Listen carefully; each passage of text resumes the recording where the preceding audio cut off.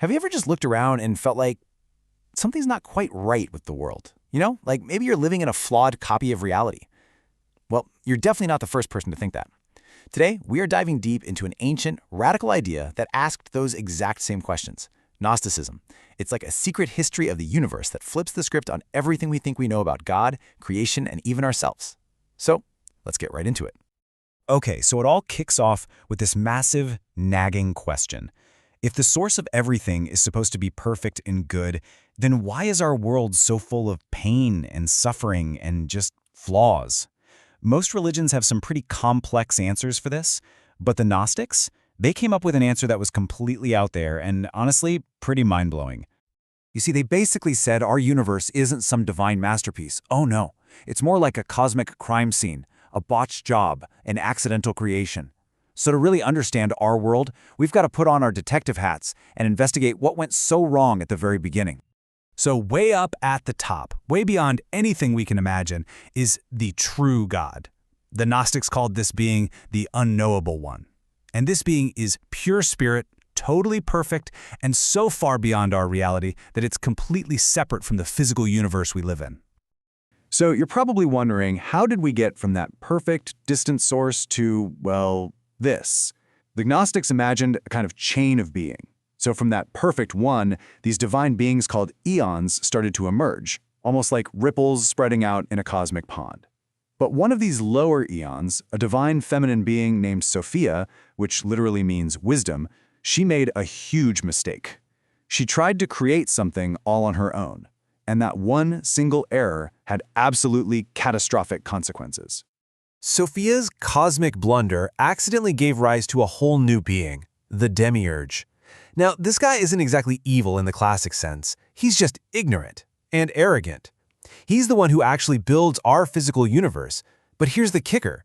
Because he's totally cut off from that true divine reality, he has no idea it even exists.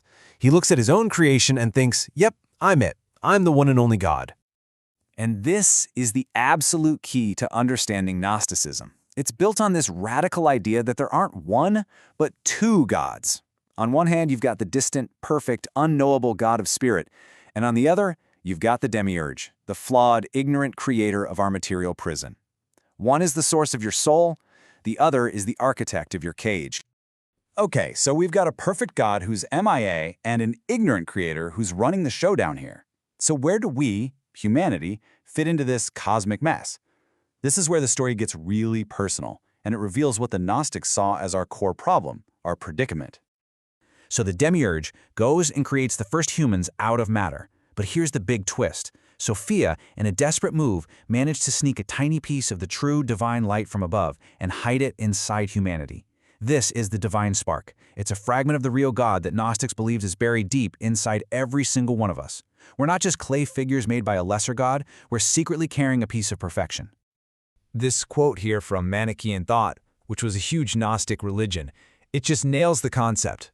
Our bodies, this whole physical world, it's a prison. And that divine spark inside us, it's in exile, trapped in a foreign land, a million miles away from its true home. You could say our entire life is a kind of cosmic amnesia. We've forgotten who we really are and where we came from. Okay, so if we're locked in a prison, there has to be a key, right? A way out? For the Gnostics, the answer was a resounding yes. But the key isn't what you might think. For them, the path to freedom, the great escape, is through a special kind of knowledge.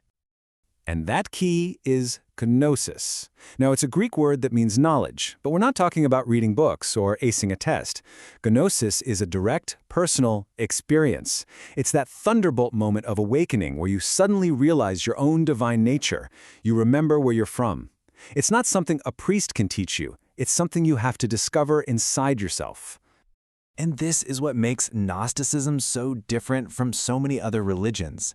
Salvation doesn't come from having faith in a savior or from following a bunch of rules and doing good deeds. Salvation is the awakening, the act of knowing. The gnosis itself is what liberates your spirit from the prison of matter and finally starts it on the journey back home.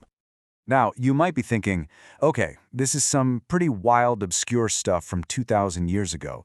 But the thing is, this worldview, even though it was often hunted down as heresy, It never really went away. Its echoes have been bouncing through a kind of hidden history ever since. I mean, just look at this timeline. Gnostic-like ideas have popped up again and again. Back in antiquity, you had huge groups like the Valentinians and the Manichaeans. Then in the Middle Ages, groups like the Bogomils and the Cathars were brutally crushed for believing in similar ideas. And fast forward to the modern era, and you can see these themes woven into all sorts of esoteric traditions, from Hermeticism to Theosophy. And honestly, its influence is still all around us today. Just think about those core Gnostic ideas of flawed reality, hidden knowledge, and freedom through a personal awakening. You see that in the quest for the true self in Jungian psychology. You see it in the ego death and awakening people seek in psychedelic experiences. And of course, it's all over pop culture. I mean, a movie like The Matrix is basically a modern Gnostic myth. It's a story about realizing you're in a fake prison built by a lesser power, and that knowledge is the key to breaking free. It's an idea that just won't die. Which brings us right back to where we started. Gnosticism offers this powerful, if kind of dark story to explain why the world feels so broken. It tells us we're divine royalty living in exile, trapped in a material maze, just waiting for the Gnosis that can wake us up and set us free. So I guess the final question is for you. In our own modern ways, aren't we all still searching for some kind of Gnosis to make sense of it all?